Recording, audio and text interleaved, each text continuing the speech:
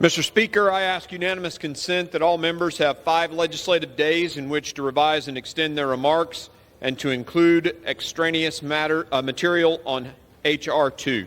Without objection, so ordered. Thank you, Mr. Speaker. I yield myself such time as I may consume. The gentleman is recognized. Thank you, Mr. Speaker. I rise in strong support of House Resolution 2, the Secure the Border Act of 2023.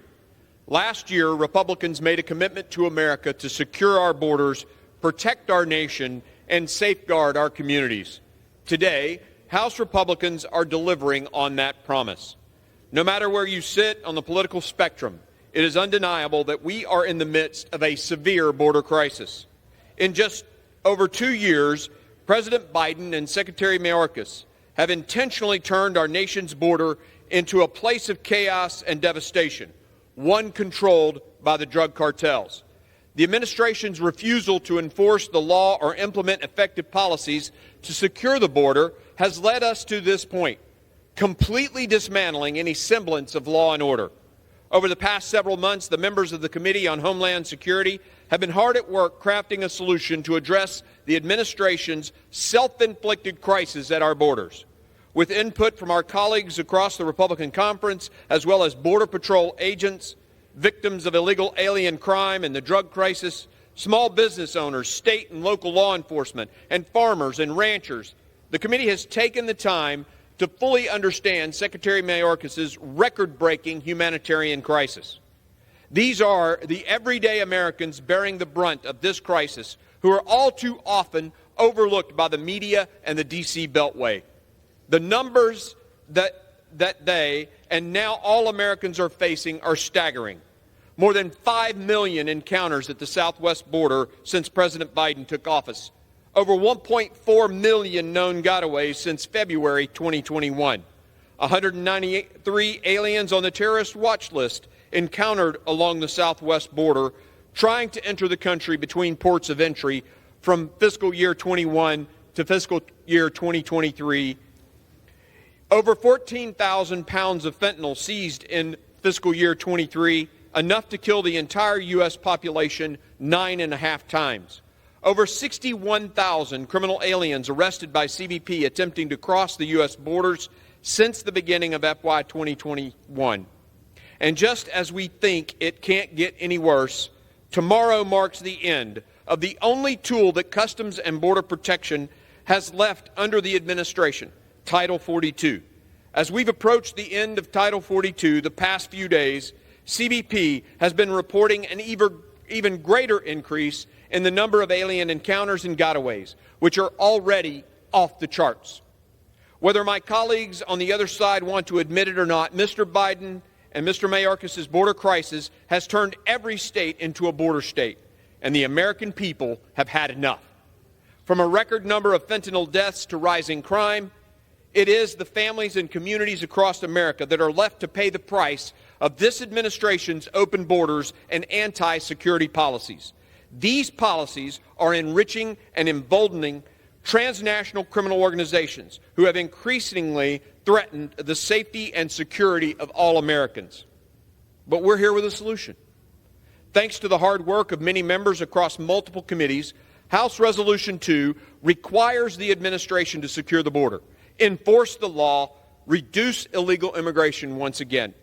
Specifically, Division A of the bill addresses the immediate impact of the border crisis by focusing on mitigating and stopping the surge of illegal border crossers and illicit drugs that are flowing across our borders between ports of entry. Over 30 years ago, the United States government began building the border barrier system. We've heard from frontline agents on the ground that an effective border barrier system is a proven critical component in deterring and discouraging illegal activity. That is why House Resolution 2 directs the Secretary of Homeland Security to immediately resume construction of the border wall. The bill requires at least 900 miles of wall to be built, using the materials that American taxpayers have already paid for, but that under President Biden and laying unused and left to deteriorate in the desert. This bill makes targeted investments in border technology that not only supplements the border wall system, but also integrates new, advanced, and improved technologies into the Border Patrol operations that will prioritize frontline personal safety and the detection of illicit activity. We know that Border Patrol agents are leaving at a faster rate than the CBP commissioner can hire them. Under the Biden administration, Border Patrol agents are stretched thin, both physically and mentally. They are overwhelmed and overworked. Customs and Border Protection agents are leaving before reaching their retirement eligibility because of poor working conditions and low morale due to a horrendous lack of support from the Biden administration and the inability to do what they signed up to do, enforce the law. During the committee's field hearing on March 15th, Border Patrol Chief Raul Ortiz testified that he needs approximately 22,000 agents to achieve Border Patrol's mission. H.R. 2 mandates CBP expand their force by over 3,000 agents to reach that total of 22,000 agents. The bill also aims to return agents back to their law enforcement duties in the field by ensuring they are not responsible for serving as processing coordinators, something that the Biden administration is forcing highly trained law enforcement agents to do. The bill addresses the retention challenges that Border Patrol is facing by providing qualified agents with a retention bonus. They need to know that all of us in Congress have their back and appreciate their sacrifice. The Department of Homeland Security has made very blatant attempts to bury the release of its monthly border statistics or withhold certain information from the public. That is why H.R. 2 requires DHS to publicly disclose all monthly data, including known gotaways and known or suspected terrorists, before the 7th day of each month. Congress will not tolerate this administration's lack of transparency to the American people, who deserve to know who and what is coming into our country.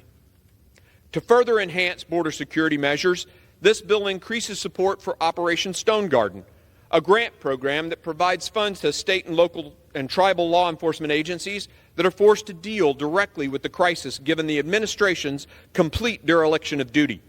Under H.R. 2, Operation Stone Garden grants will be increased to $110 million per year, and we know this support can't come soon enough for our state and local law enforcement. I urge my colleagues to support H.R. 2. With that, I reserve the balance of my time.